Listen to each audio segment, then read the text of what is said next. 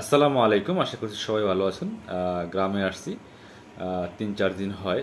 একটা বিষয় লক্ষণীয়, গ্রামে একটা জিনিস দেখলাম, এই ৩-৪ দিন যাবত দেখতেছি ২৪ ঘন্টার মধ্যে ১৬ থেকে ১৮ ঘন্টা বিদ্যুৎ থাকে না।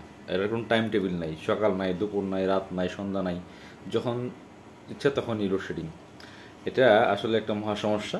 গ্রামগুলা কি অবহেলিত? অবহেলিত এই জন্য বললাম, এটা শুধু আজকে এই কয়েকদিন না, সবসময় গত ৩-৪ বছর যাবত দেখতেছি এই অবস্থা। যখন রেগুলার বাড়িতে আসা যাওয়া করি সবসময় এই সমস্যা দেখি। হ্যাঁ, কারণ এই দেখেন এই কি একটা অবস্থা, এত অসহ্য গরম, এই গরমে যদি বিদ্যুৎ না থাকে মানুষজন কীভাবে থাকে বলেন অবস্থা।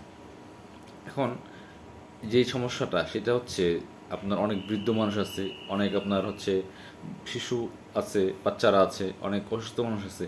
কি মানে রাতের বেলাও অনেকবার বিদ্যুৎ যায় রাতের বেলা, অকল্পনীয়।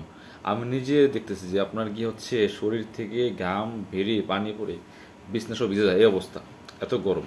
সেই জায়গায় বিদ্যুৎ মানে থাকে না বললেই চলে। এটা অনেক কষ্টের ব্যাপার।